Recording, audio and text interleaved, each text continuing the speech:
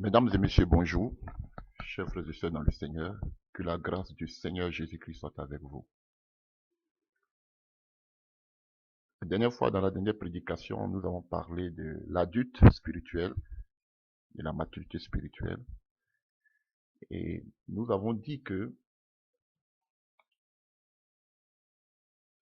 ce qui faisait passer un enfant à la maturité, bien évidemment, nous parlons de la foi, c'est la connaissance.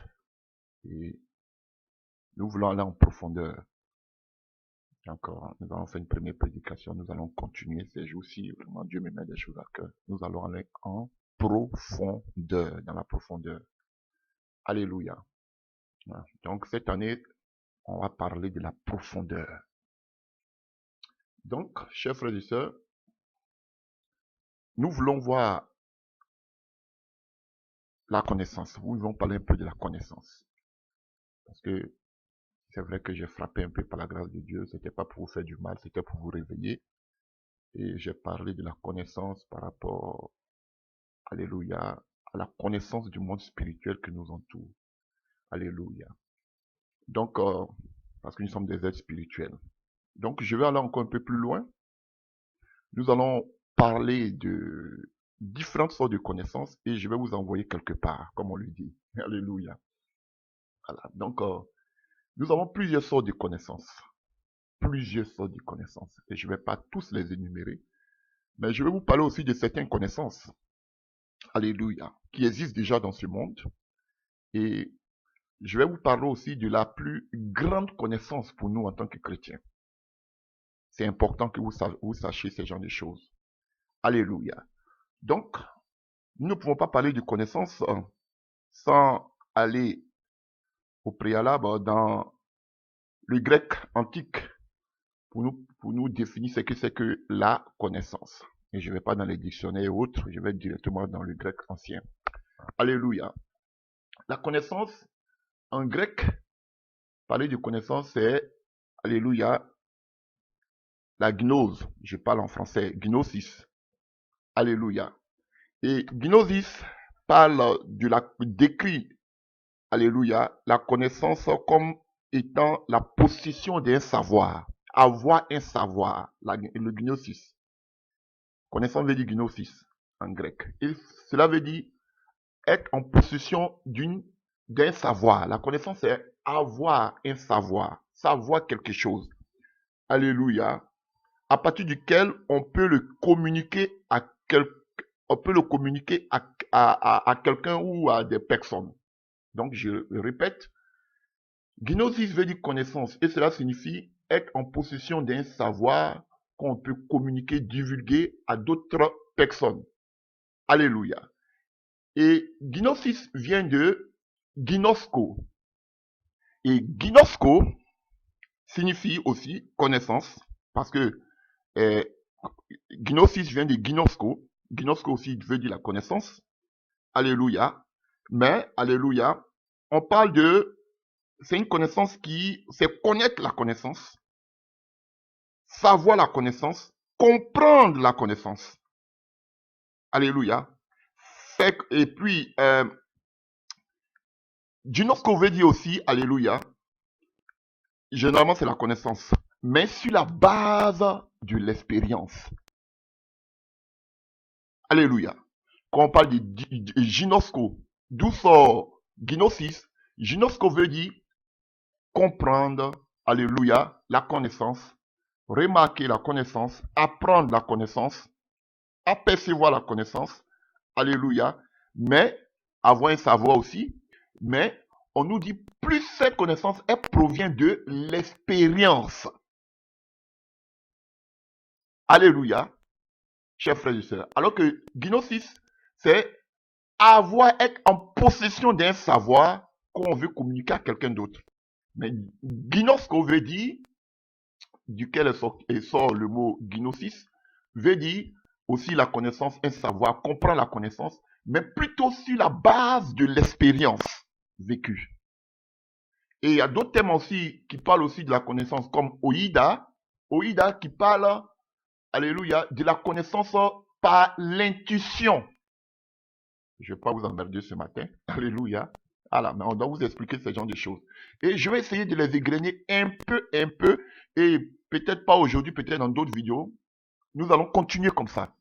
Alléluia. Je vais vous emmener quelque part. C'est vraiment, Dieu m'amène aujourd'hui, je ne sais pas, mais il m'amène quelque part, dans la profondeur. Nous allons dans la profondeur. Il y a beaucoup de choses, vous allez comprendre. Alléluia. Rien à voir avec la sorcellerie, ni le voyage astral. Alléluia. Voilà, donc, c'est important déjà que vous puissiez comprendre, déjà cerner cela, le début. Alléluia. Ce que c'est que la connaissance. Donc, nous avons plusieurs sortes de connaissances. Je ne vais pas trop vous emmerder avec les termes grecs. Nous avons plusieurs sortes de connaissances. Et nous allons essayer de les égrener un peu, et jusqu'à ce que je conclue là où je veux aller. Ce qui nous importe aujourd'hui, c'est nous faire grandir les chrétiens dans la foi pour l'édification du corps du Christ. C'est ça qui veut dire faire grandir l'église. L'édification du corps du Christ, ça veut dire faire grandir l'église dans la foi. Alléluia. Ça va vous faire beaucoup de bien. La première des choses que je voudrais dire par rapport à la connaissance, alléluia, nous avons la connaissance de façon générale, ou la connaissance approfondie. Alléluia. Une connaissance qui provient du savoir, de tout ce qui nous entoure. Alléluia. De certaines sciences, comme vous pouvez le voir dans le livre par exemple dans le livre de Timothée. Alléluia. Dans le livre de Colossiens 2. On peut le lire aussi dans le livre de Colossiens 2. Attendez que je cherche rapidement. Colossiens 2. Et là, on nous parle d'une connaissance générale.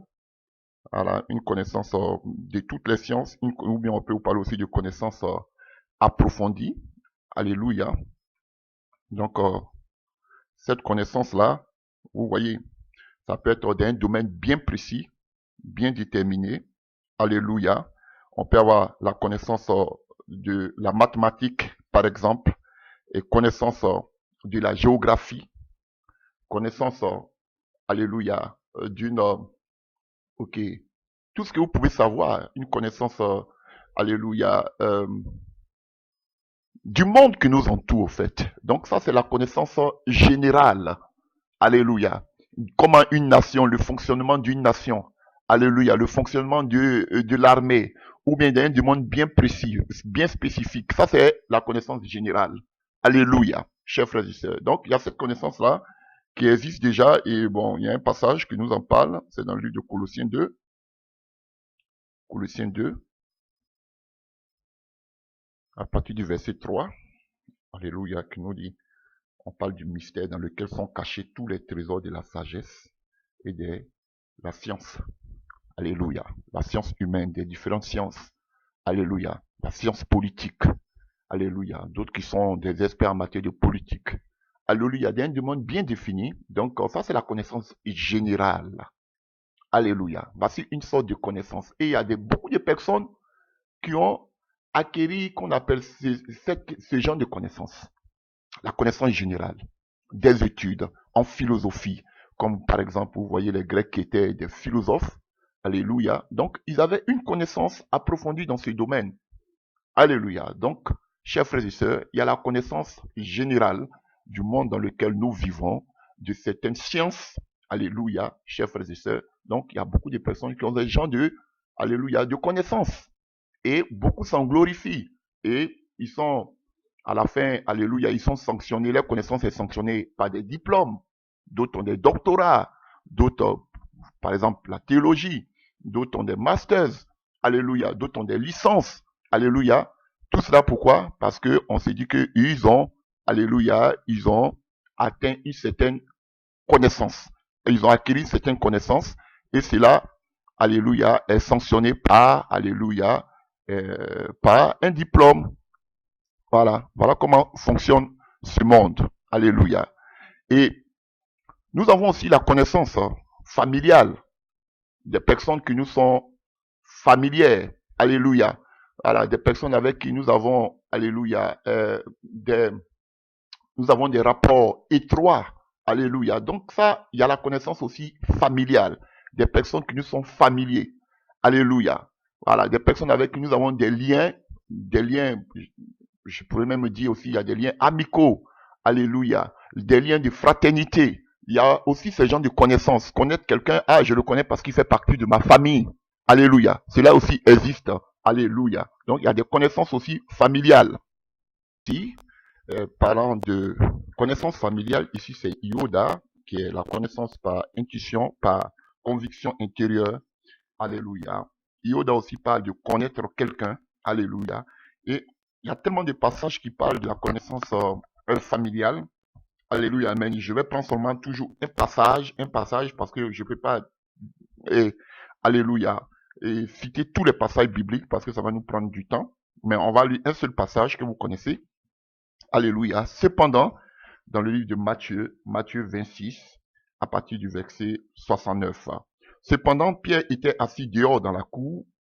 Une servante s'approcha de lui et dit, toi aussi, tu étais avec Jésus le Galiléen. Mais il le nia devant tous, disant, je ne sais ce que tu veux dire. Comme il se dirigeait vers la porte, une autre servante le vit et dit à ceux qui se trouvaient là, celui-ci était aussi avec Jésus de Nazareth. Alléluia. Chers frères et sœurs. Et il le nia de nouveau avec serment. Écoutez bien, je ne connais pas cet homme. Peu après, ceux qui étaient là s'étant approchés disent à Pierre, certainement tu es aussi de ces gens-là, car ton langage te fait reconnaître. Ça vient de, vous voyez, connaître, reconnaître. Alors il s'est mis à faire des imprécations et à jurer. Je ne connais pas cet homme. Aussitôt le coq chanta. Pourquoi? Parce que on avait l'habitude, par le langage, on savait de quelle famille il venait. On savait, ça se passe comme ça dans beaucoup de régions du monde. Seulement que par la manière de parler, même d'un pays, par ton langage, on sait de quelle région tu viens. Par ton nom, on sait de quelle famille tu viens.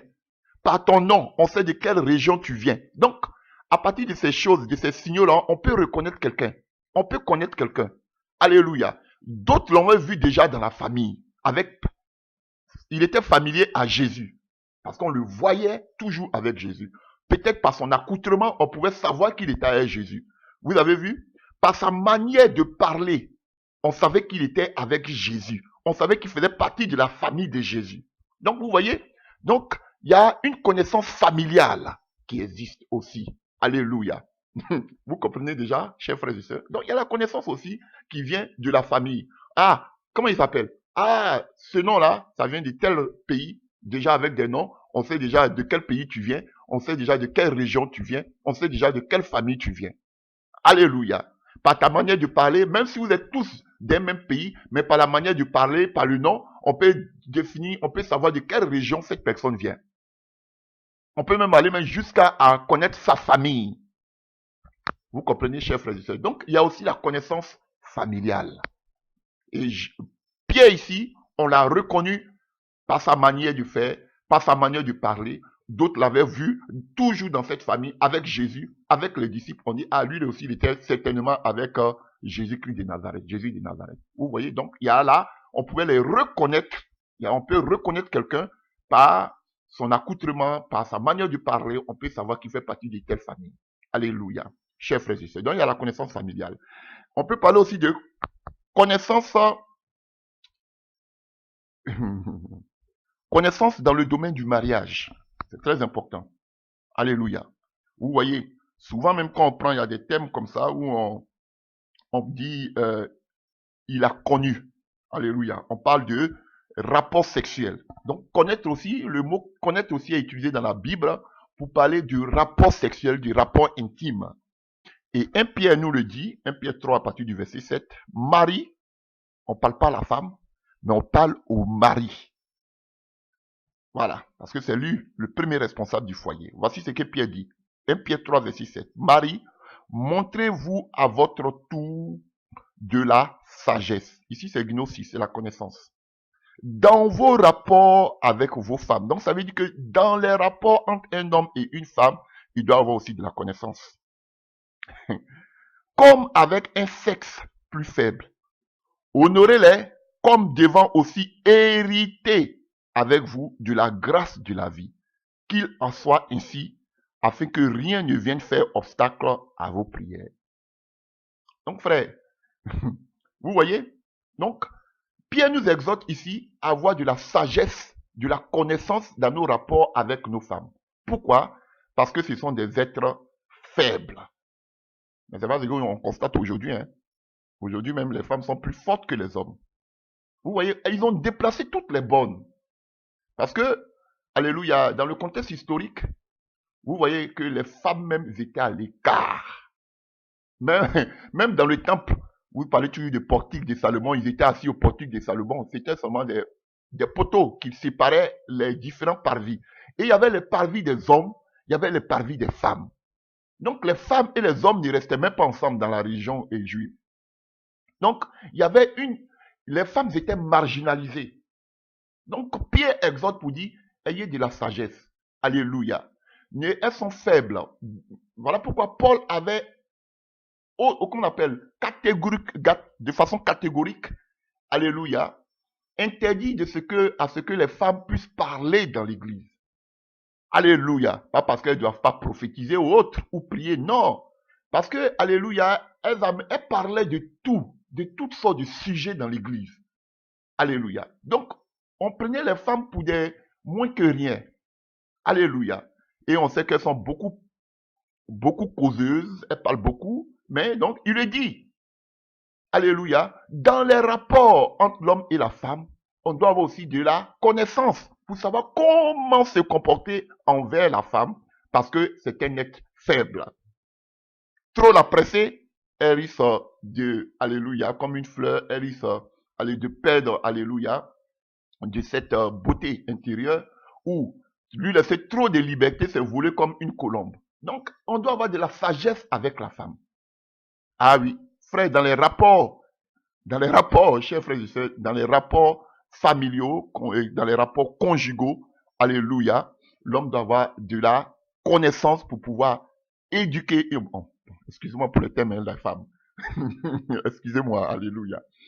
Je ne veux pas blesser qui que ce soit, alléluia. Donc, dans les situations, là où souvent la femme peut s'emporter, alléluia, l'homme doit avoir la connaissance, la sagesse pour pouvoir diriger sa femme. Alléluia, c'est très important.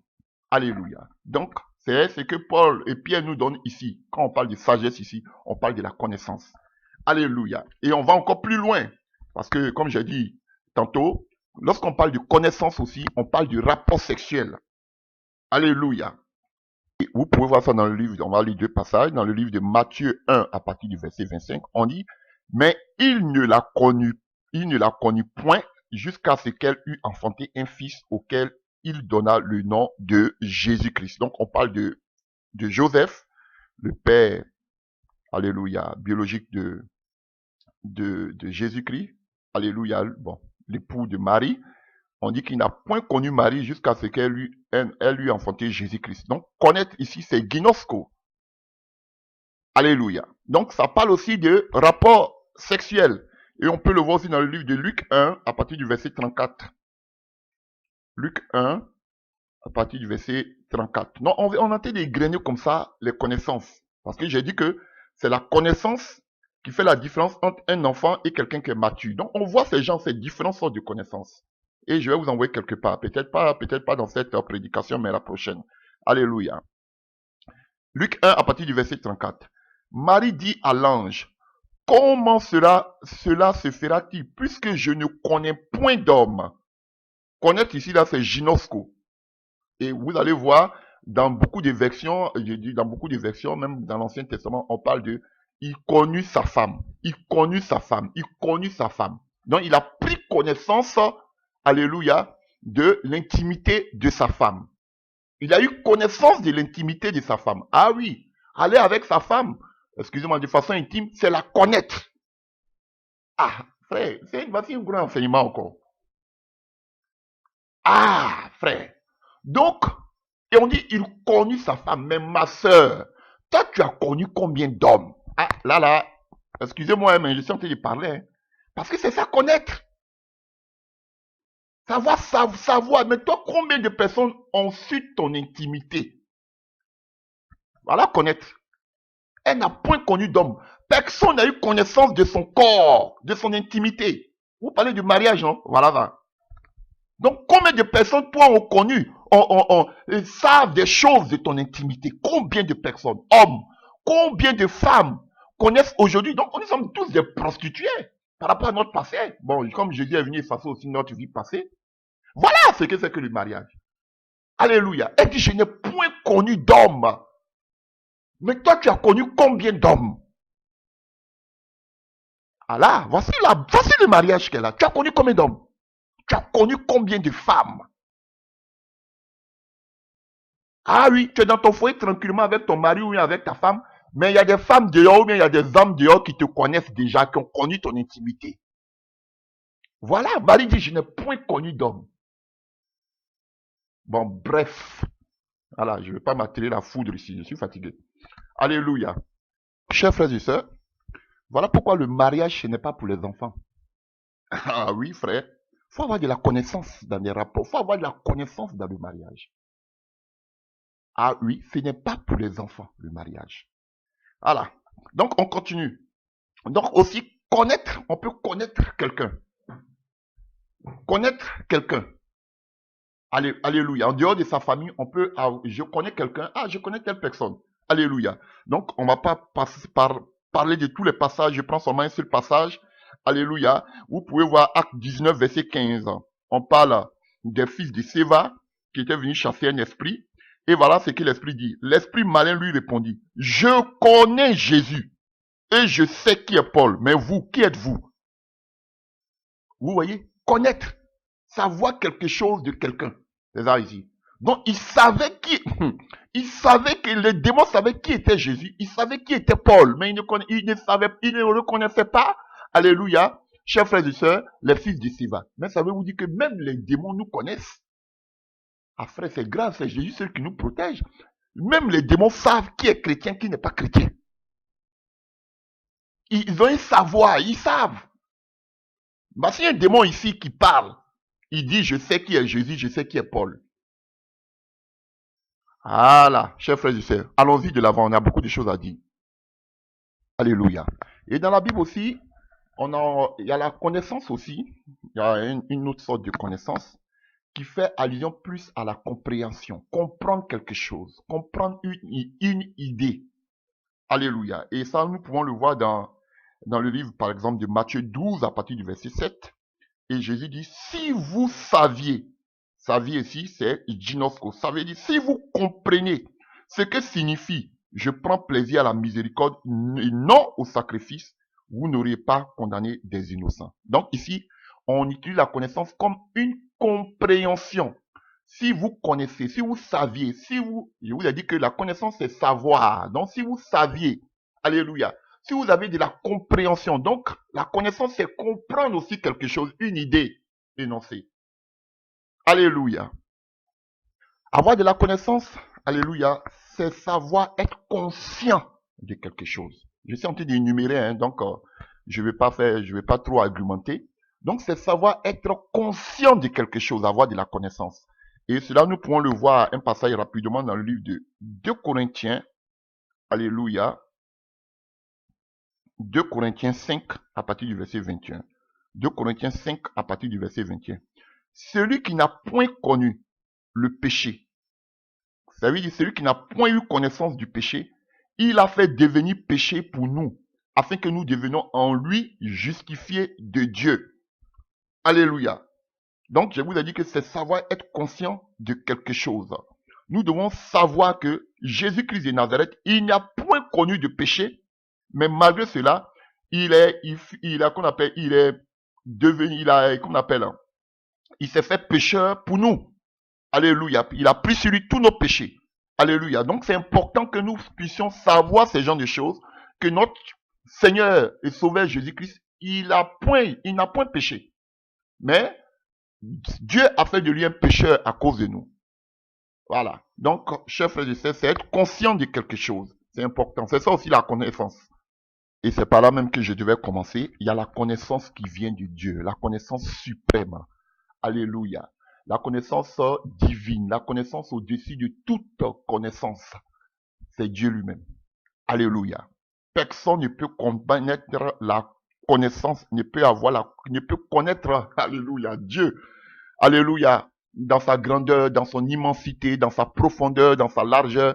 Personne. C'est lui, il nous montre un peu seulement que un des millièmes et des millièmes et des millièmes, on ne peut pas saigner toute la connaissance de Dieu.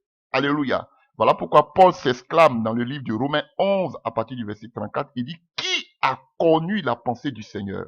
Ou qui a été son conseiller quand Dieu a fait toutes ces choses? Comme il dit, le Seigneur le disait à Job, où étais-tu quand je mettais tout ça? Alléluia. C'est ça la connaissance. Dieu a une connaissance. La connaissance suprême. C'est par là même que je devais commencer. Alléluia. Donc il y a la connaissance divine qui vient de Dieu, que nous là on ne connaît pas. Dieu nous montre seulement qu'un peu. Alléluia. Il est lui-même la connaissance. Alléluia. Et on peut voir un autre passage, chers frères et sœurs. Donc Dieu a une connaissance, alléluia, qu'il a en possession de la connaissance éternelle. Alléluia. Divine. Donc on était en Romains 11, verset 34. On peut prendre même le verset juste en haut. Romains 11, verset 33. Aux profondeurs de la richesse, de la sagesse et de la science. Ici c'est connaissance gnosis. De Dieu. Que ses jugements sont insondables et ses voies incompréhensibles. Vous pouvez continuer. Donc Dieu a sa sagesse qu'on ne peut pas comprendre. Parce que nous sommes des humains. Alléluia, chers frères et sœurs. Alléluia. Et puis il y a des connaissances aussi qui sont à la possession de l'homme. Par rapport, par exemple, aux mœurs, par rapport aux lois. Par exemple, comme ça, Paul le dit. Alléluia.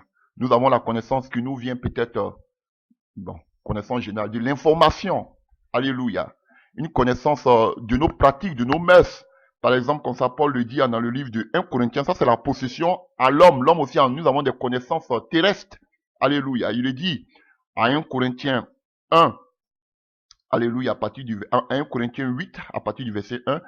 Pour ce qui concerne les viandes sacrifiées aux idoles, nous savons que nous avons tous la connaissance. Paul parle des frères, des hommes. On a vu la connaissance de Dieu. On voit aussi la connaissance des hommes.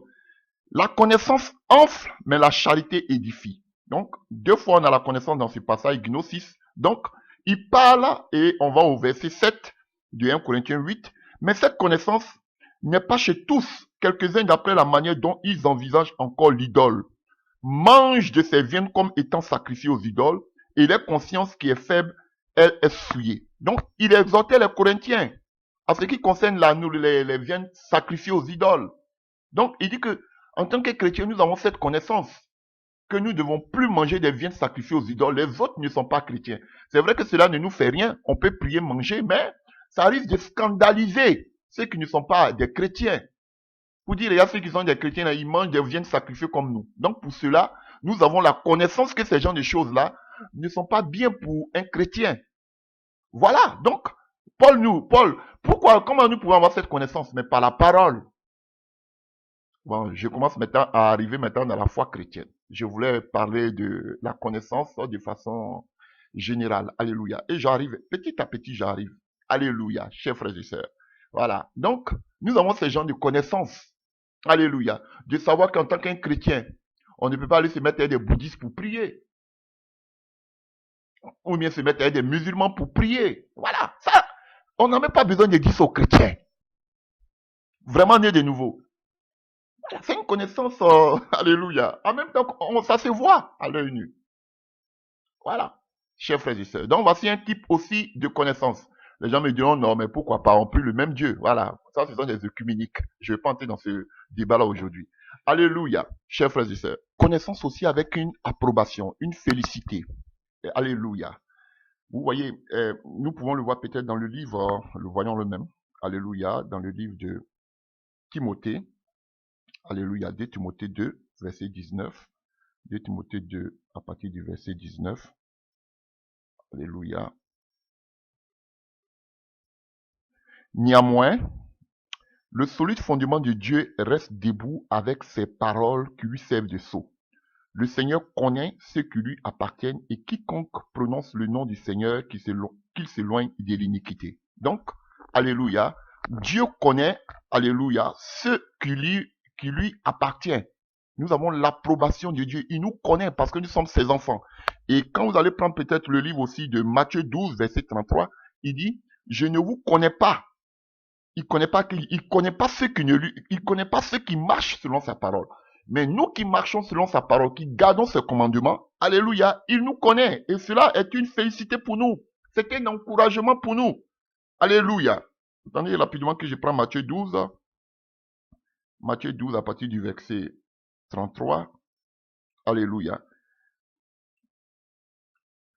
Que dites que l'arbre est bon et que son fruit est bon? Ou dites que l'arbre est mauvais et que son fruit est mauvais, car on connaît l'arbre par son fruit. Alléluia. Non, je voudrais plutôt prendre Matthieu 7, verset 23. Plutôt Matthieu 7, verset 23. Alors Jésus leur dirait ouvertement. Alors je leur dirai ouvertement, je ne vous ai jamais connu, retirez-vous de moi, vous qui commettez l'iniquité. Donc, alors que le passage que nous venons de lire dans le livre de Timothée, il dit, comme le Seigneur nous connaît, il faut que nous éloignions de l'iniquité. Et Jésus dit ici, je ne vous connais pas, vous qui commettez l'iniquité. Donc, ce que Jésus connaît, ce sont ces personnes-là qui sont à lui et qui ne commettent pas l'iniquité. Mais ceux qui commettent l'iniquité, Jésus ne les connaît pas. Voilà. Donc, pour avoir l'approbation du Seigneur, nous devons marcher selon ses commandements et ne pas vivre dans l'iniquité. Mais ceux qui prétendent connaître le Seigneur et qui vivent dans l'iniquité, Jésus ne va pas les connaître.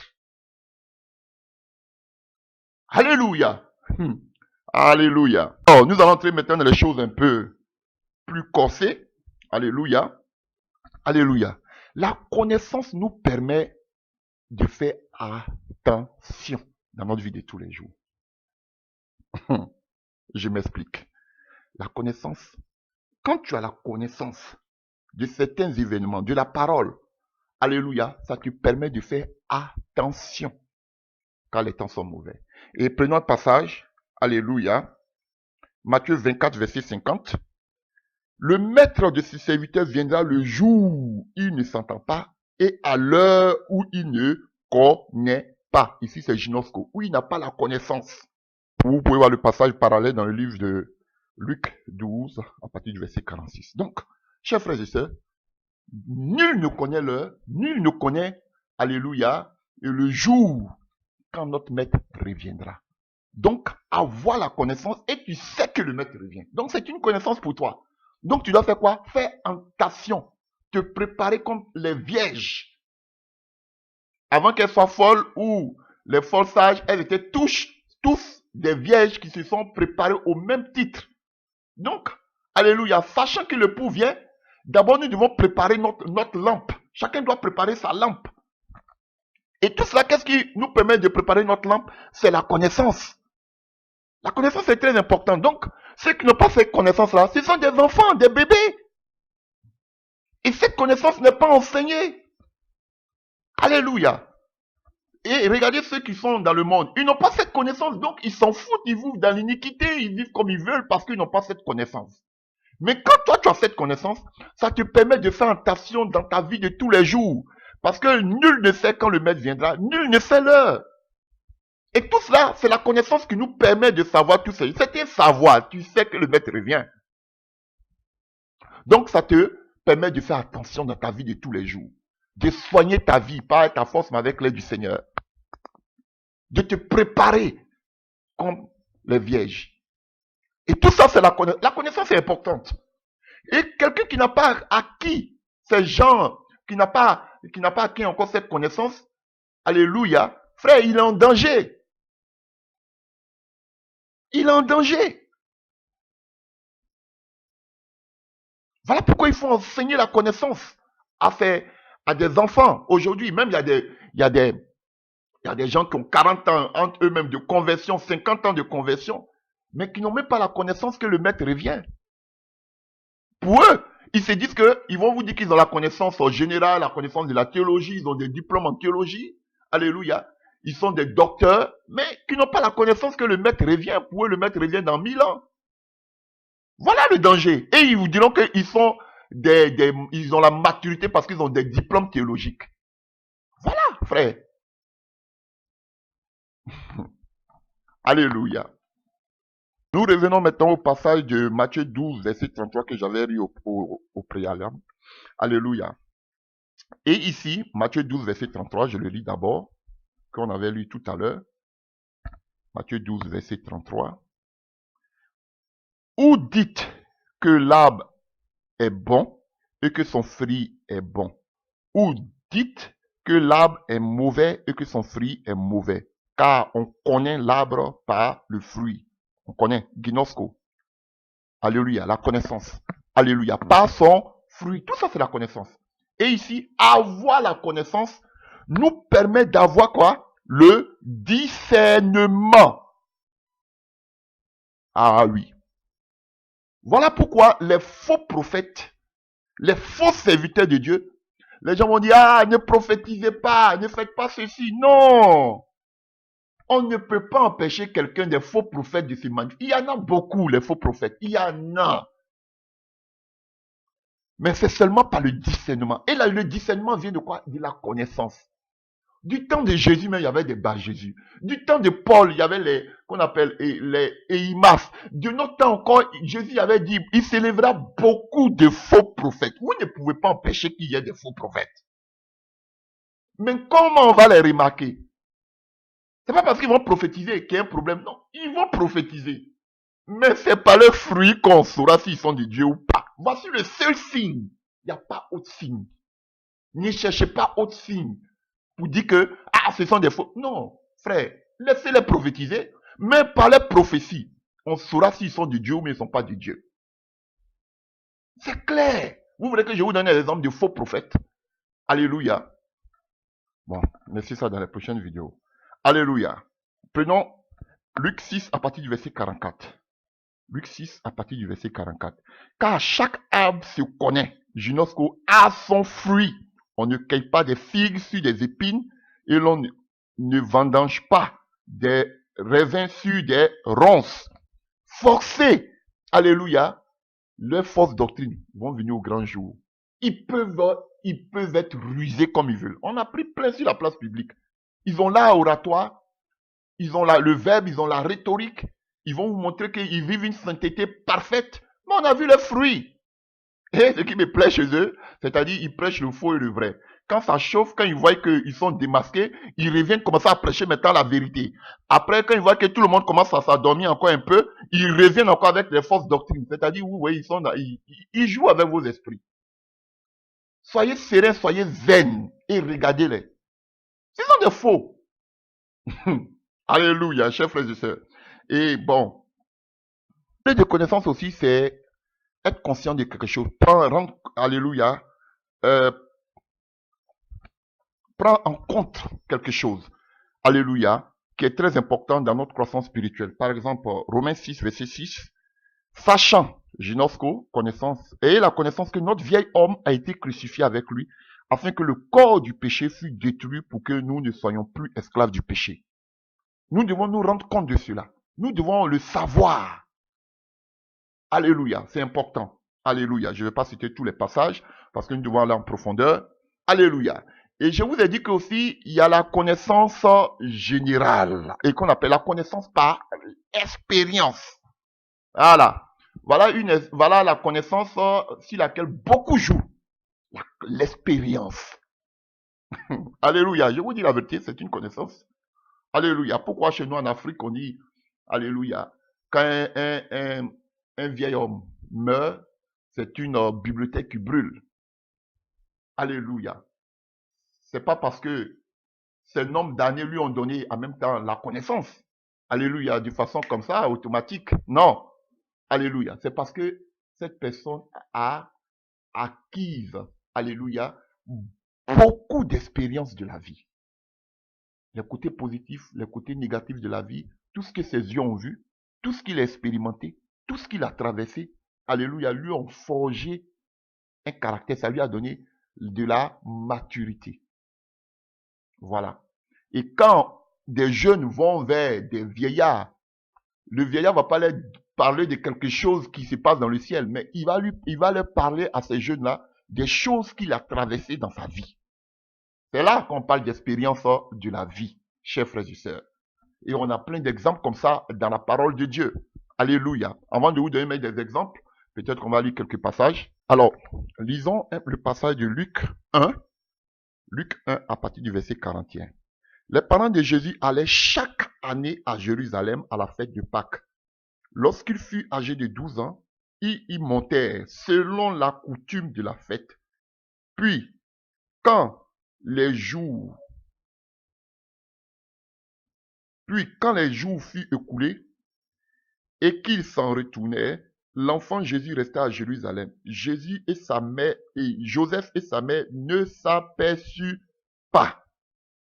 Vous voyez? Donc, ils avaient l'habitude, l'expérience de monter toujours à Jérusalem. C'était une coutume. Alléluia. C'était une habitude. Donc, les habitudes là, ça crée de la connaissance. Ah oui, chef, quelque chose que tu fais de façon répétitive. Alléluia, ça crée toujours, chers frères et sœurs, de la connaissance. Ça donne de la connaissance. Et ces gens-là, ils ont expérimenté dans la vie, dans certains domaines, de l'expérience. Ça peut être d'un métier, d'un travail, d'une science. Alléluia. Dans une activité. Alléluia. Il y a des gens, entre guillemets, qui ne sont pas forts, si je peux m'exprimer ici, dans les études, à l'école, mais qui ont l'expérience de la vie. Alléluia. Par contre, il y a des personnes que moi je connais, qui n'ont rien à voir, qui ne savent pas les réalités de la vie, mais qui sont des personnes qui sont très brillantes à l'école. Alléluia. Et regardez nos vieillards en Afrique. Ce sont des personnes qui n'ont pas, entre guillemets, comme on le dit, étudié, mais qui ont une certaine connaissance, une certaine sagesse. À cause de quoi? Des coutumes, des lois traditionnelles. Voilà. Dans nos villages, on a des notables, on a des chefs du village qui règlent les problèmes. C'est quoi s'appuie-t-il? Alléluia. Sur l'expérience, sur la coutume. Et ça se passe aujourd'hui même dans l'église. Vous avez l'exemple du vieux prophète. Alléluia. Qui a manipulé le jeune. La Bible mentionne le vieux et le jeune. Il avait beaucoup d'expérience. Donc, il savait là où toucher pour que ça fasse mal. Il connaissait. Et il y a beaucoup comme ça qui savent manipuler aujourd'hui les chrétiens à cause de leur âge. Ils amènent des fausses doctrines et ils se disent qu'on va les avaler comme des pilules parce que on tient compte de leur âge. On se dit qu'à leur âge là, ils ne peuvent pas faire d'erreur. Mais remarquez dans la Bible, c'est quand même dans la vieillesse même que beaucoup de serviteurs de Dieu même ont dévié. Ah là, donc que Dieu nous garde. Aujourd'hui, on peut prêcher la parole de Dieu avec fougue. Mais que Dieu nous aide aussi à tenir ferme jusqu'à ce qu'il revienne. Alléluia.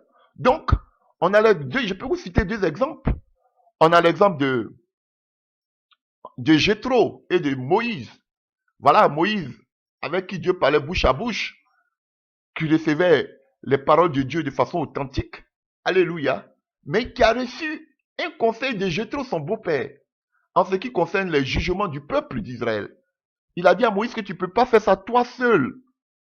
Mais tu dois aussi, faut nommer des anciens qui vont régler les petits problèmes. Et puis s'il y a des gros problèmes qui les dépassent, ils vont venir vers toi. Ça, c'est pas le Saint-Esprit, ou mais c'est pas Dieu qui a dit ça à Moïse. Mais c'est Jéthro, qui était aussi un sacrificateur. Mais c'est Jéthro, alléluia, qui lui a parlé de cela. Qui lui a donné des conseils parce qu'il a l'expérience. Il a vu, oui, Dieu te parle. Et voilà, une erreur aussi avec tous ceux qui sont aujourd'hui qui fondent leur ministère sur des talents, sur des dons et autres. Alléluia. Donc, vous pensez que le fait d'avoir des dons, c'est être à la hauteur, à la pointure. Non.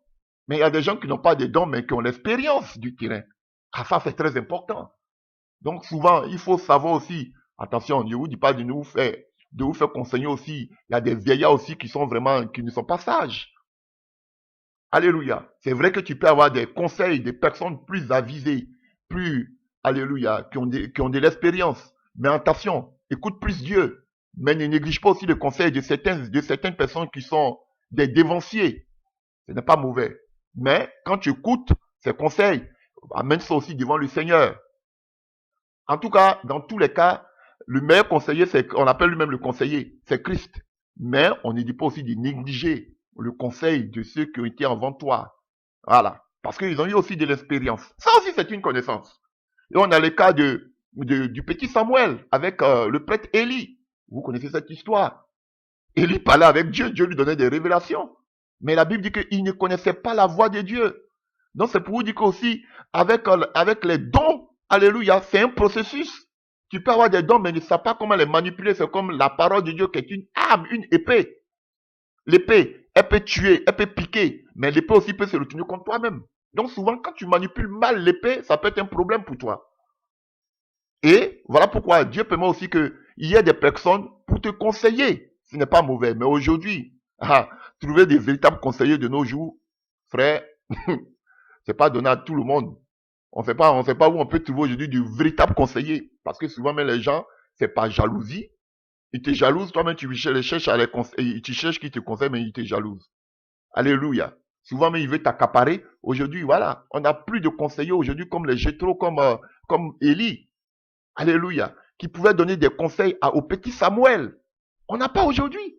Parce que plus que tous ces vieillards-là sont maintenant des apostates. Ce sont des gens qui ont alléluia, qui ont dévié la voie du Seigneur. Et c'est terrible à cause des choses de ce monde. Bref, donc pour vous dire, alléluia, que aussi, voici, l'expérience est une connaissance. Et voici une des connaissances sur laquelle, jouent beaucoup de personnes. Ah, petit, nous on a l'expérience, ça fait 40 ans on est dans le ministère, ça fait 50 ans dans le ministère. Ce sont des vieux prophètes. Ah oui, voilà, voici l'exemple du vieux prophète. On précise bien le vieux prophète. Est-ce qu'il était sage? Alléluia, non. Alléluia. Voilà, mais ne faites pas aussi comme, alléluia, le fils de Salomon. Au lieu d'aller prendre les vieillards, vous voyez, les rois étaient toujours accompagnés, ils avaient toujours un conseil, un conseil de vieillards qui leur donnait des conseils, des conseillers. Alléluia. Il allait prendre des gens aussi de son âge qui n'avaient même pas la maturité. Pourquoi des vieillards? Parce que les jeunes, ils n'ont rien vécu d'expérience. Voilà la différence.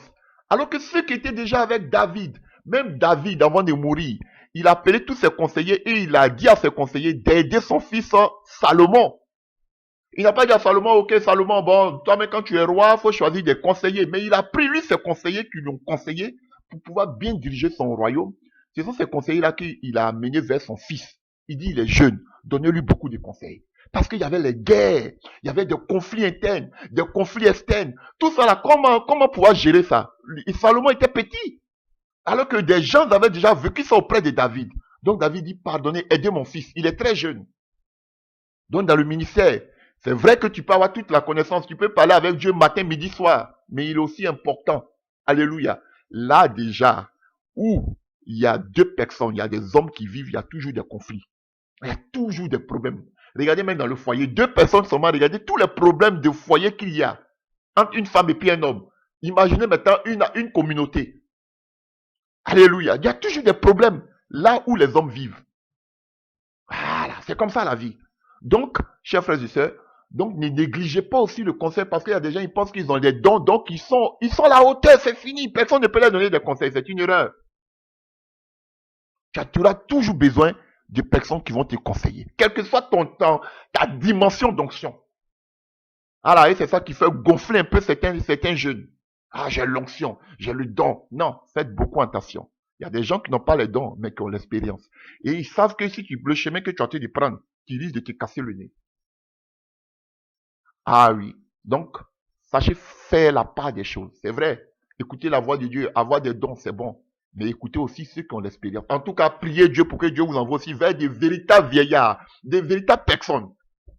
Parce qu'il y a beaucoup. Et aujourd'hui, on a plus de vieux prophètes qui ont égaré le jeune prophète que des gens comme Jétro et puis Élie. Voilà. Donc, ayez vraiment le discernement. Alléluia. Donc, il y a la connaissance par l'expérience. Alléluia. On commence à entrer maintenant dans les choses sérieuses. Alléluia. Il y avait la connaissance aussi de la loi. Et on avait les docteurs qui étaient les docteurs de la loi, les pharisiens. Donc, il y avait aussi la connaissance de la loi. Alléluia. Luc 11, verset 52, par exemple. Malheur à vous, docteurs de la loi, parce que vous avez enlevé les clés de la connaissance, de la science, gnosis. Vous n'êtes pas entrés vous-même et vous avez empêché d'entrer ceux qui le voulaient. Alléluia. Romains 2, verset 20. Le docteur des insensés, le maître des ignorants, parce que tu as dans la loi la règle de la science, de la connaissance et de la vérité. Donc, eux-mêmes, alléluia. Et ils se disaient qu'ils avaient la connaissance alors qu'ils étaient eux-mêmes des égarés, des insensés. Voilà, donc il y avait aussi la connaissance de la loi et il y avait les spécialistes de la loi. Alléluia. Chers frères et sœurs, vous avez vu, il y avait le Sanhédrin, il y avait les pharisiens, il y avait, bon, les hérodiens, ça c'était plus politique. Alléluia. Les sadduciens. Vous voyez, tout ça c'était des docteurs de la loi. Donc il y avait des gens qui avaient la connaissance de la loi. C'était aussi une connaissance de la loi. Alléluia. Chers frères et sœurs. Donc, chers frères et sœurs, Dieu nous donne aussi son esprit pour avoir la compréhension de sa parole et de comprendre aussi, alléluia, le spirituel. Alléluia. Jésus même le dit, alléluia, dans le livre de Matthieu 13, verset 11, que nous pouvons lire.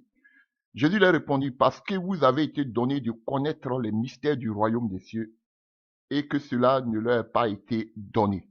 Et par son esprit, nous pouvons savoir ces genres de choses, chers frères et sœurs. Et on peut voir Marc 16. Et le matin, Marc 16 à partir du verset 3, de l'orage aujourd'hui, car le ciel est d'un rouge sombre. Vous savez discerner l'aspect du ciel et vous ne pouvez discerner les signes des temps.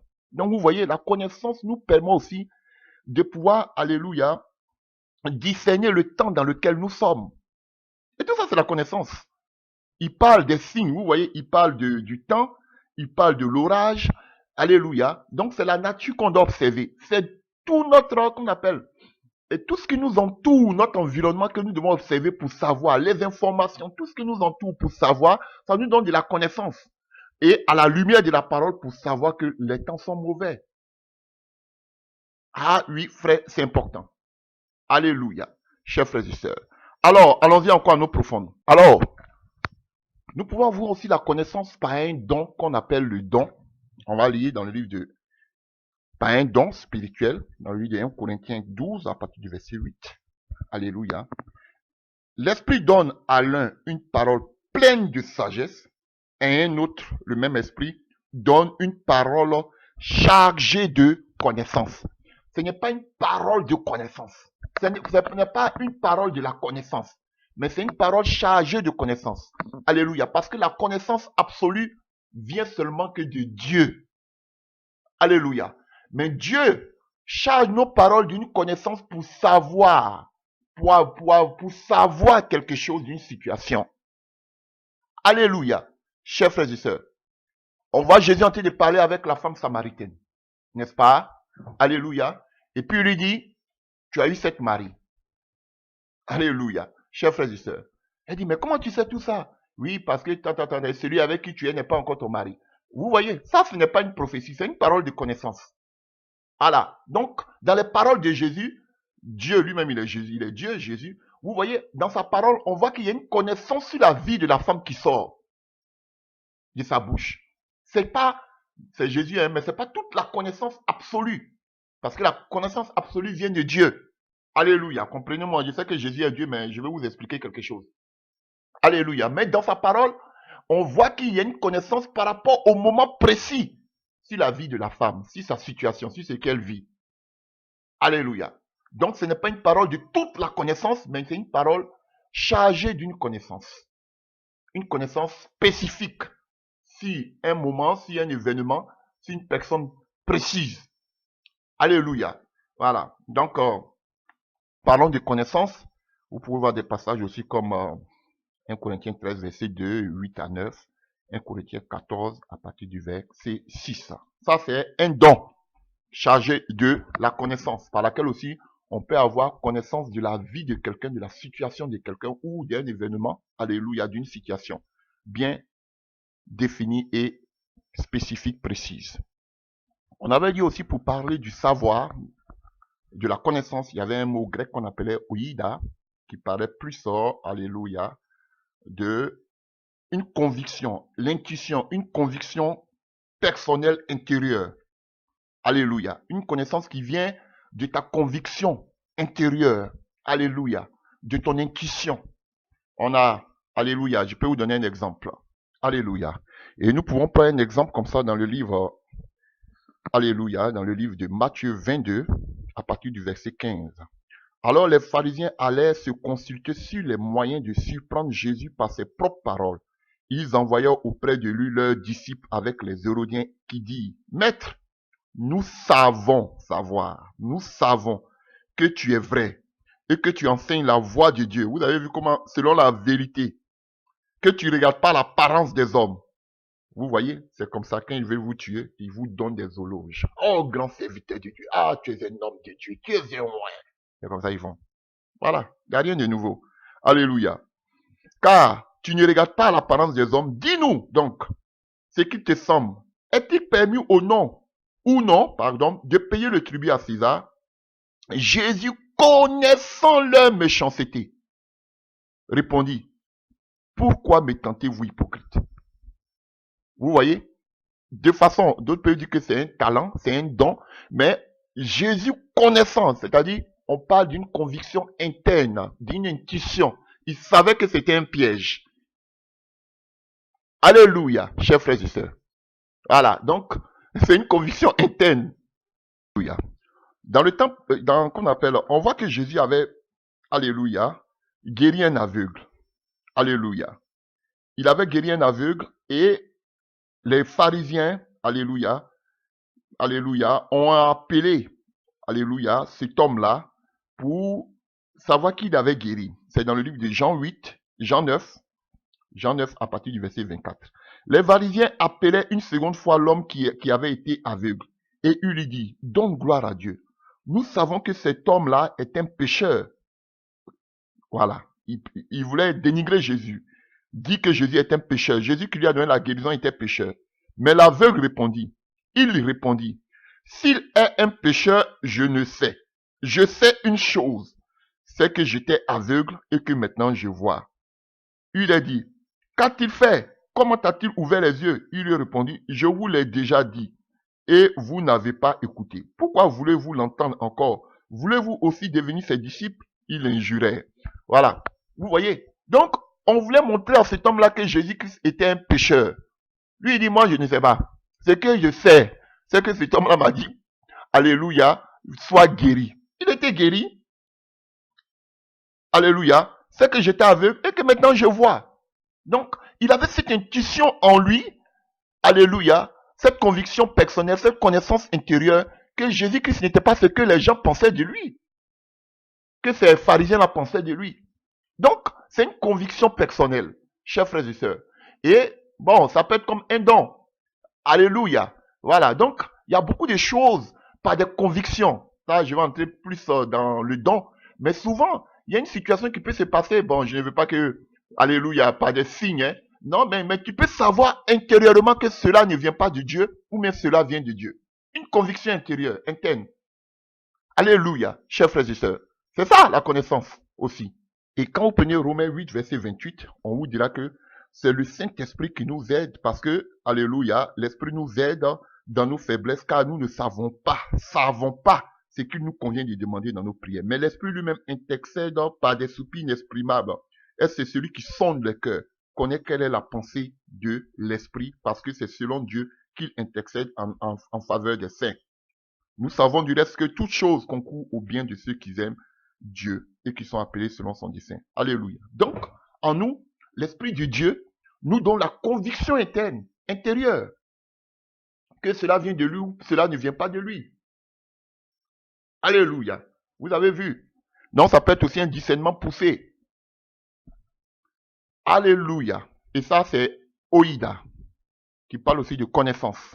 Avant de parler de la plus grande connaissance, vous voyez, les gens, on parle de la connaissance, hein. On a essayé d'énumérer un peu certaines connaissances. Il y a une autre aussi Il y a une autre sorte aussi de connaissance. Alléluia. Alléluia. La connaissance par les pratiques occultes. Ah oui, c'est une connaissance. La connaissance par la magie, par la divination. C'est aussi une connaissance. Alléluia. Au temps primitif, il y avait aussi cette connaissance qui existait, cette connaissance occulte. Alléluia. Et on appelait ça la gnose. Vous avez vu? La connaissance. Alléluia. La connaissance, c'était une hérésie. Et Paul en parle en Timothée.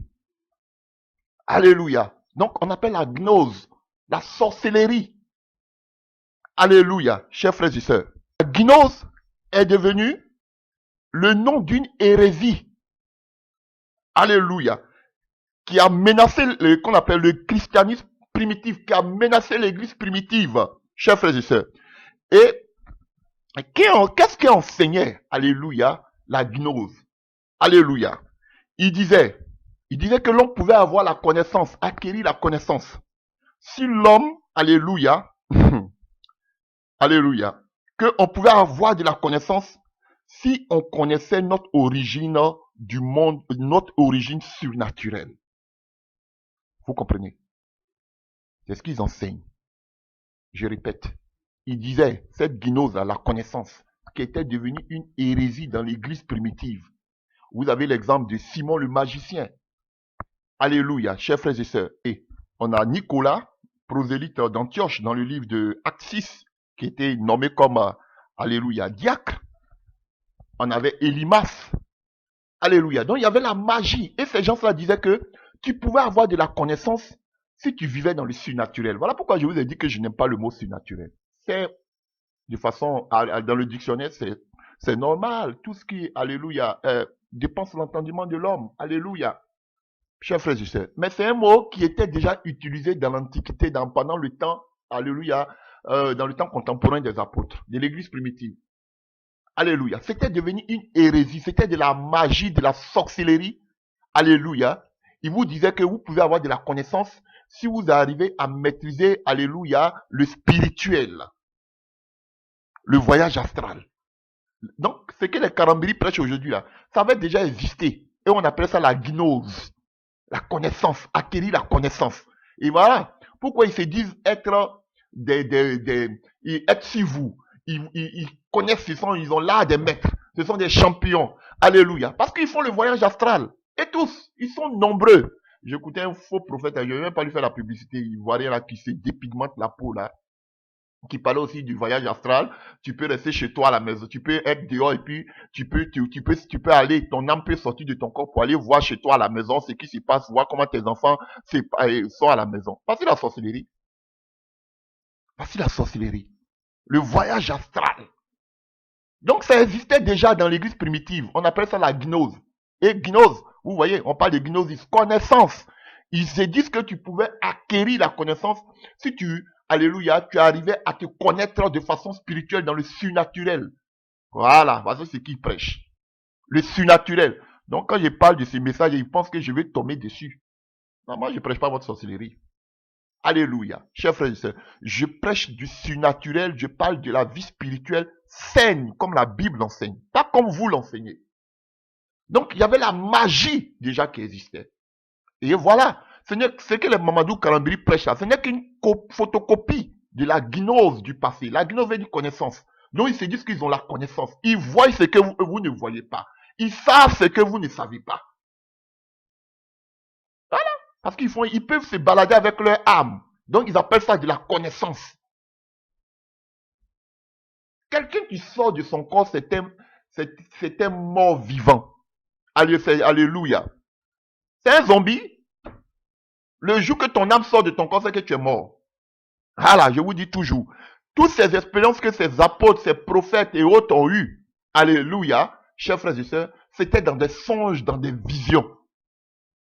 Ça veut dire que toi-même tu sors comme ça pour venir voir chez toi à la maison, et puis ils disent que non, si tu sors de ta propre volonté, c'est un péché, mais Dieu doit te faire sortir. Dieu ne te fait pas sortir de ton corps. C'est la sorcellerie. Dieu te montre des visions, et c'est comme si dans ces visions, tu étais sur place. Il te montre.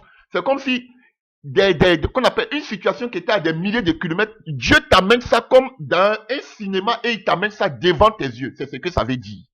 Et tu penses que tu es là alors qu'il amène ça devant toi. C'est différent. Il vous enseigne la sorcellerie. Donc, ça existait déjà dans l'église primitive. On parle, je vous ai dit que connaissance veut dire gnosis, hein? Alléluia, qui vient de gnosko. Donc, vous voyez, on a la gnose, la connaissance. Donc, tous ces gens qui font le voyage astral là, ça date pas d'aujourd'hui. Alléluia. C'était déjà dans l'église primitive. Il n'y a rien de nouveau. Et Paul a combattu cela. Les apôtres ont combattu cela. Et aujourd'hui, l'église dort. L'église de la Odyssée. On vous enseigne des fausses doctrines. Frère, les prophètes, ce sont, excusez-moi pour un thème, si je peux employer ce thème, ce sont des gardiens du temple. Ce sont les gardiens de la sainte doctrine. Ce sont des gens qui dénoncent qu'on appelle les hérésies. Et c'est ce que Paul a toujours fait. Alléluia, chers frères et sœurs. Des prophètes qui voient à tout prix. Oui, Dieu me dit, oui, je connais, voici ton nom est un. Alléluia, une fausse petite prophétesse, je ne sais même pas comment elle s'appelle celle-là. Je n'ai même pas fait sa publicité. Oui, Dieu me dit, vous allez dire que Dieu m'a dit son nom, et que Dieu m'a dit son nom, mais je vous donne son prénom. Voilà, une fille du faux prophète Tatu. Elle parle même, elle prêche même, elle prophétise comme Tatu. Ce n'est même pas des prophéties. Comme Tatu. Ah, lui, il faut qu'il se répande, parce sa graine là a pollué beaucoup de jeunes. Voilà. Aujourd'hui, c'est la jeunesse qui sont en train de guetter. Mais on veille au grain. Ces faux prophètes, ils sont remplis encore du au Congo là. Ces faux prophètes-là, on vous a à l'œil, je vous ai à l'œil. Moi, je vous dis, alléluia. Voilà, donc Dieu dit, si tu veux être béni, il faut prendre une offrande. Alors, voici ce qu'il me dit, l'esprit des pères des prophètes. Fille, elle c'est une fille de Jézabel. Comment elle s'appelle la même là? Alléluia. C'est que si je vais trouver son nom, je vais vous dire. C'est une fille de Jézabel. Ils sont nombreux comme ça, chers frères et sœurs. Donc la gnose là, ça existait déjà, la connaissance. Et il disait que tu devais maîtriser le spirituel, le surnaturel. Ah, tu devais te connaître toi-même de façon surnaturelle. C'est ce que Karambiri prêche. Donc c'est la gnose, ça s'est passé déjà. C'est une hérésie qui a menacé l'église primitive. La sorcellerie. Parce que il n'était pas appelé de Dieu. Il n'avait pas les dons. Vous avez vu, Simon le magicien, il voulait avoir aussi ce pouvoir-là. Donc comme il ne pouvait pas avoir, ils vont travailler avec la magie. Pour avoir aussi la connaissance comme les apôtres. Alors que pour les apôtres, ça venait du Saint-Esprit. Mais pour eux, ça vient du diable, la magie. Donc, sûrement que ces personnes faisaient le voyage astral pour pouvoir se connaître eux-mêmes spirituellement, le yoga et autres. C'est ce qui Karambiri et toute sa clique de Ali Baba et les 40 voleurs là. Voilà ce qu'ils sont en train de prêcher.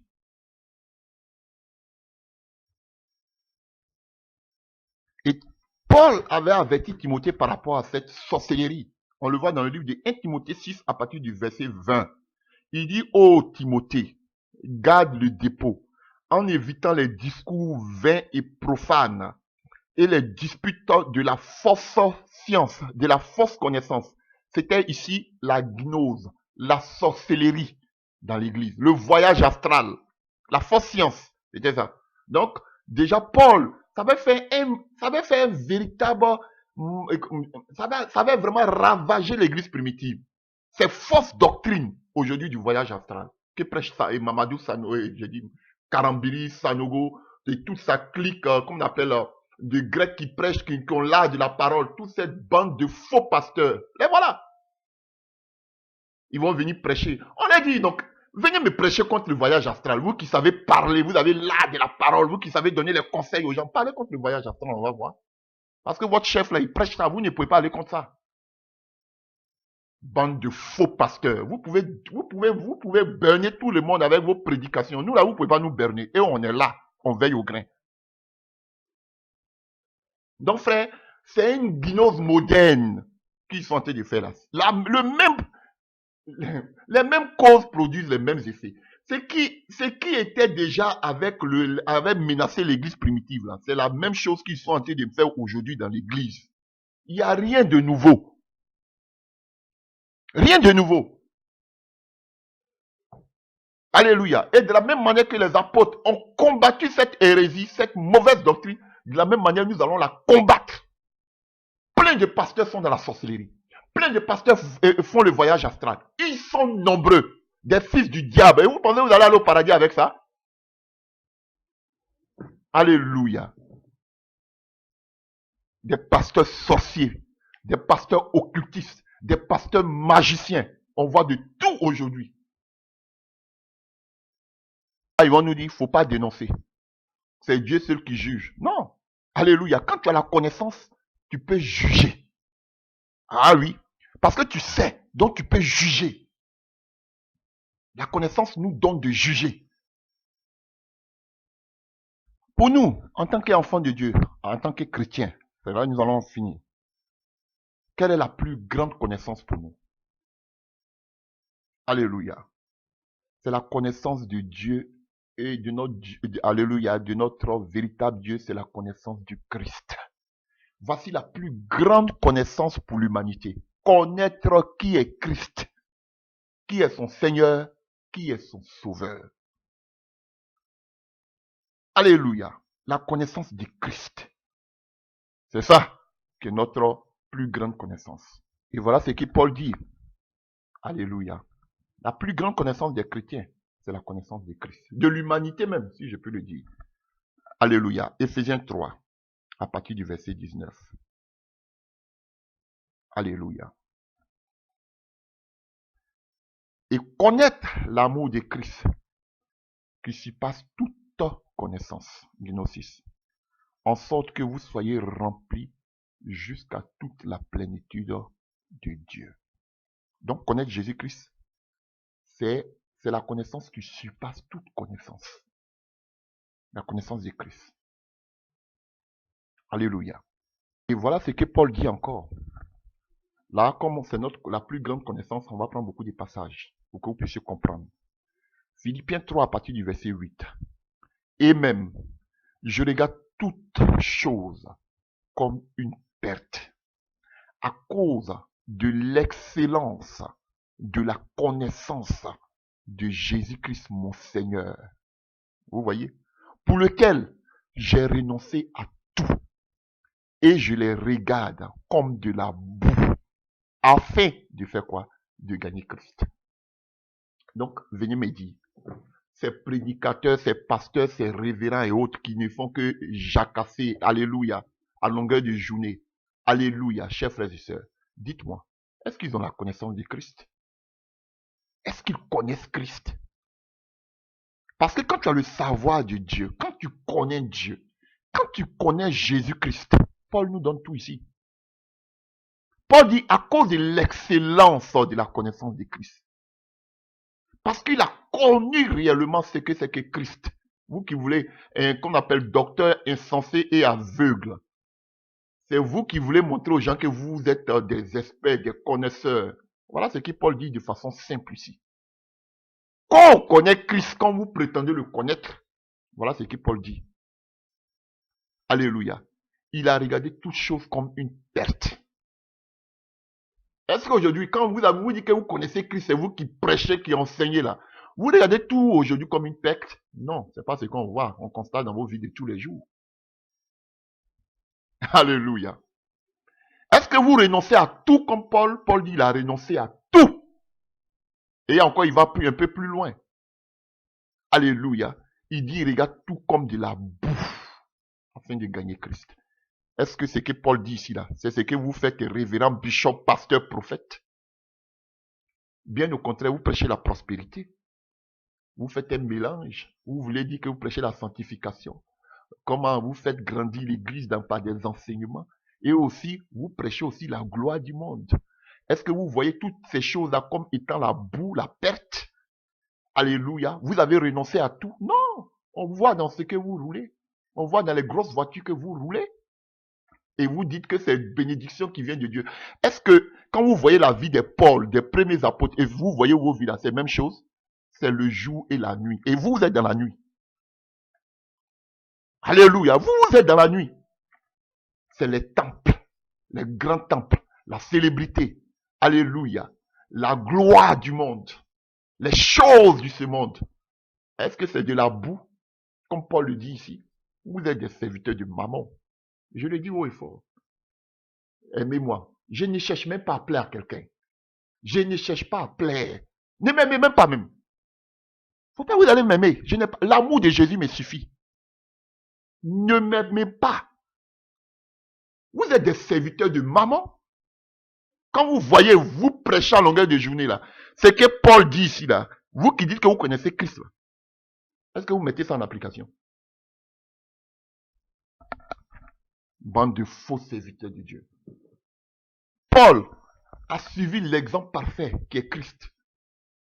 Christ n'est pas venu comme ayant la gloire sur terre. Alléluia. Christ est venu de façon humble. Il ne marchait pas. Il se déplaçait sur des ânes. Alléluia. Ils vont me dire que, déplacer sur un âne. Alléluia. À son époque, c'était la luxure qui vous a dit. Il était vêtu d'un seul vêtement, pas des vêtements riches, comme vous le faites. On dit, le vêtement que Jésus portait n'avait ni couture. Ça veut dire quoi? Vous ne comprenez même pas français.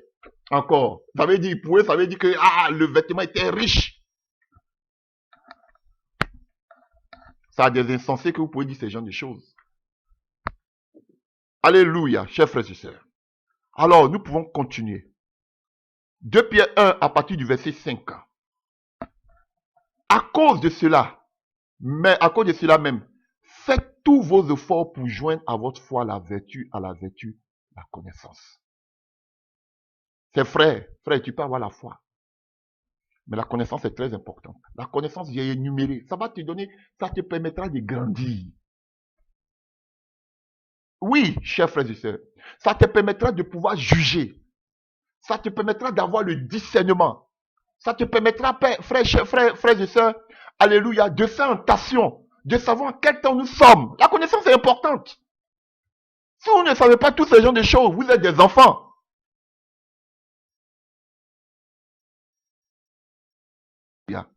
Et Pierre encore nous exhorte dans le livre de 2 Pierre 3, verset 18. Il dit aux frères qu'ils doivent croisser dans la grâce et dans la connaissance de notre Seigneur et Jésus-Christ. À lui soit la gloire maintenant et pour l'éternité. C'est là c'est la plus grande connaissance. On doit croître dans la connaissance de Jésus-Christ de Nazareth. Connaître Jésus par sa parole, et aussi par l'esprit, pas par la sorcellerie.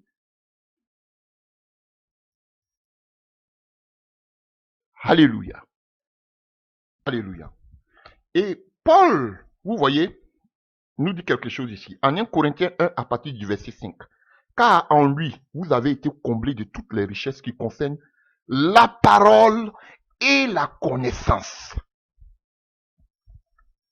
Donc il y a la parole qui est là. C'est vrai que la parole nous donne la connaissance, mais il y a plusieurs sortes aussi de connaissances. C'est ce que j'ai essayé de vous énumérer. On peut connaître aussi Dieu dans l'esprit, par des dons, par des intuitions, la conviction de cœur, par l'expérience. Il y a beaucoup de choses. Mais tout doit aller par la parole. Vous avez vu, il dit la parole d'abord et la connaissance.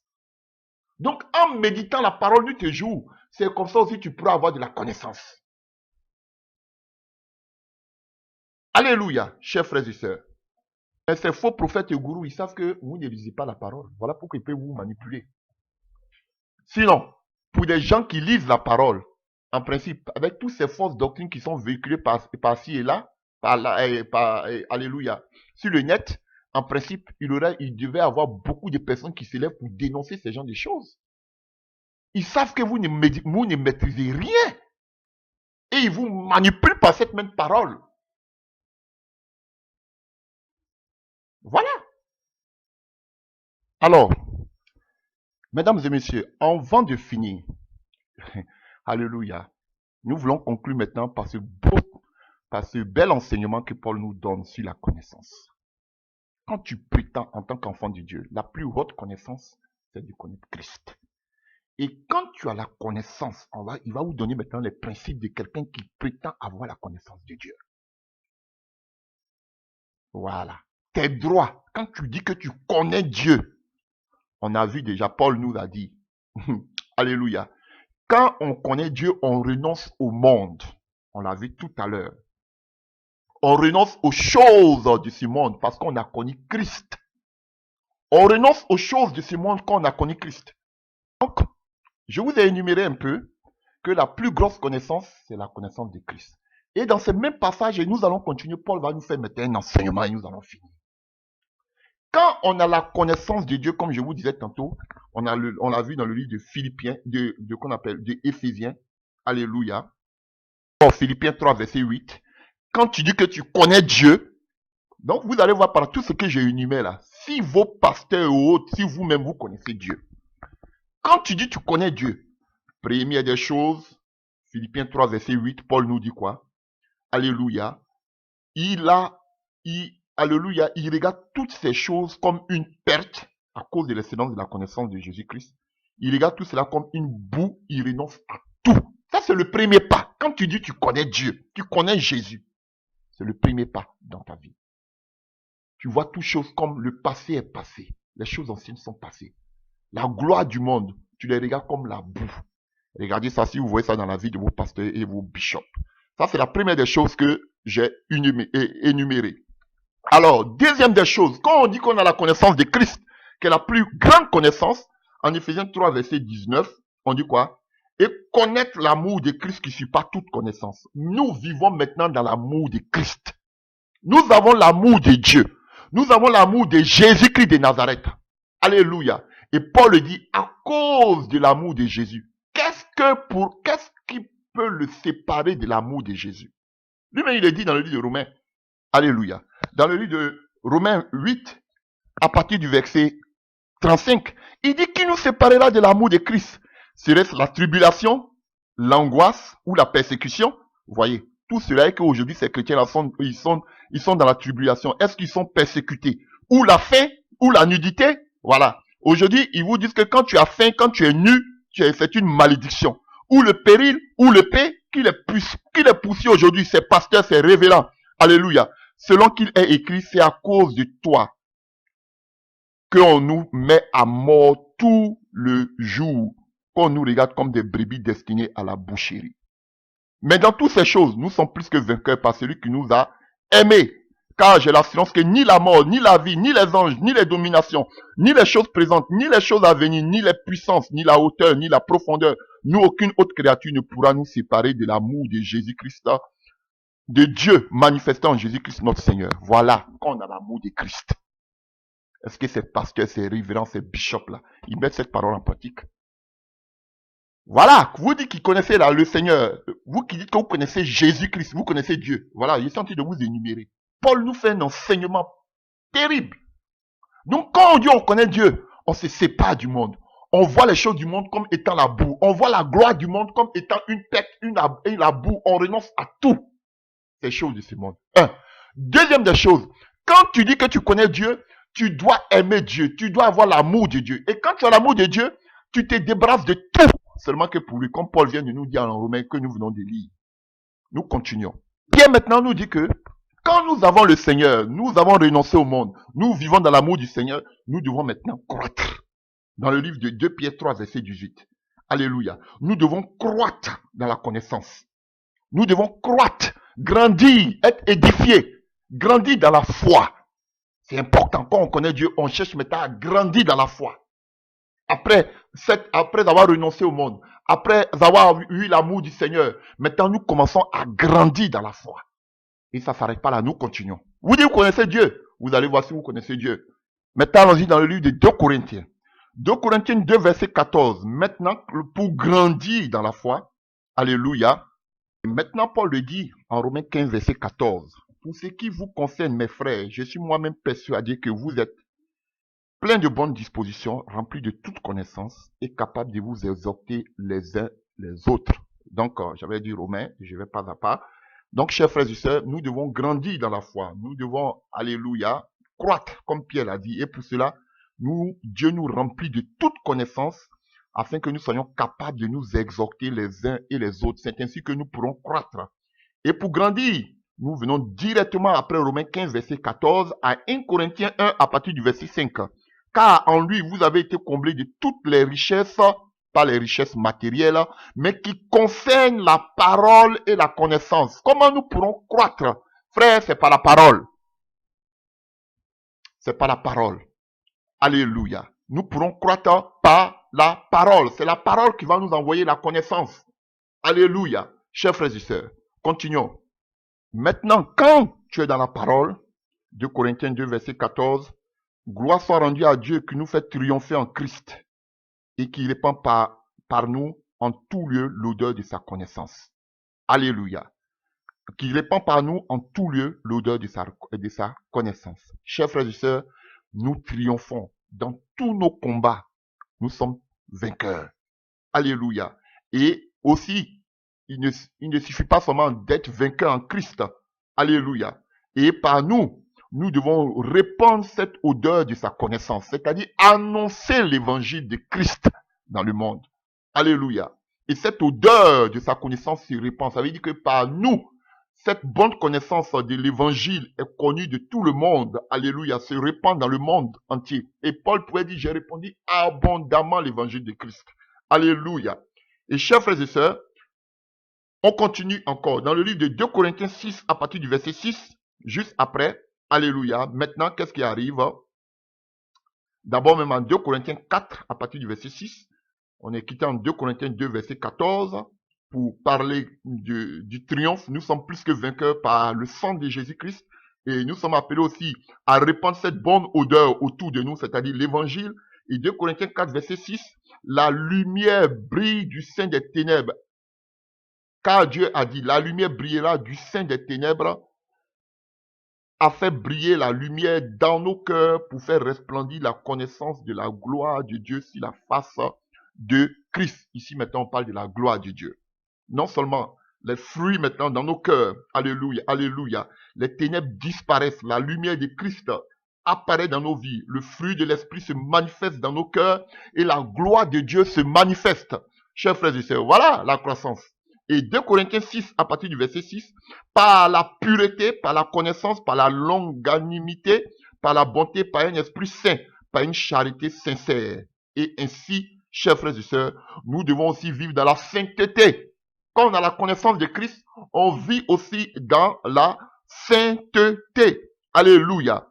Alléluia. Et dans l'amour sincère. Voilà, vous voyez le cheminement. Pierre a dit que nous devons croître. Voilà, quand on connaît Dieu, c'est ça. Donc tu vas voir si tu connais Dieu aujourd'hui, chers frères et sœurs. Quand tu croises quelqu'un, je connais Dieu, je connais Jésus, je connais Jésus. Voilà. Les démons aussi vous connaissent. Il dit, je connais Jésus, je connais Paul. Et en 2 Corinthiens 8, à partir du verset 7, il dit quoi? De même que vous excellez en toutes choses, en foi. Maintenant, ta foi doit grandir. Ta confiance en Christ doit grandir. En parole et en connaissance. Nous devons grandir aussi dans la parole, dans notre parole, des paroles de vie. Alléluia. Chers frères et sœurs, donc la foi, c'est la confiance en Christ. Alléluia. Chef, alléluia. Avoir qu'on appelle confiance en Christ. Alléluia. Dans nos paroles, chers frères et sœurs, à tous égards, dans l'amour, nous devons aussi faire de bonnes œuvres, aussi une œuvre de bienfaisance. Tout ça, c'est grandir dans la foi. Alléluia. Chers frères et sœurs, et nous continuons. 2 Corinthiens 10, à partir du verset 5. Nous renversons les raisonnements et toute hauteur qui s'élève contre la connaissance de Dieu. Et nous amenons toute pensée captive à l'obéissance de Christ. Quand aussi tu es dans la connaissance, quand tu connais Christ, alléluia, tu dois être aussi dans le combat spirituel. Ah, c'est ça qui est la vérité. Renverser, c'est un combat, c'est une lutte, chers frères et sœurs. Parce que n'oublions pas que Satan aussi, il cherche à nous renverser, il rôde comme un lion rugissant. Nous devons vivre aussi dans le combat spirituel. Chers frères et sœurs, c'est tout ça croître dans la foi. C'est tout ça connaître le Seigneur Jésus-Christ. Alléluia. Et pour finir maintenant en 2 Corinthiens 11, verset 6, il dit, si je suis un ignorant sur le rapport du langage, je ne suis point pour vous je ne suis point sous celui de la connaissance. Et nous l'avons montré parmi vous à tous égards, en toutes choses. Ça veut dire, alléluia, on peut être ignorant dans beaucoup de choses. Alléluia. Mais sur la connaissance, c'est vraiment important. La connaissance te fera grandir. La connaissance, chers frères et sœurs, ça va t'éviter de tomber dans beaucoup d'erreurs. Nous sommes tous des humains. Alléluia. Mais ça te prévient, ça te permet de faire attention. Ça te permet d'avoir le discernement. C'est vraiment important, la connaissance. Il dit là, tu ne dois pas être ignorant de la connaissance.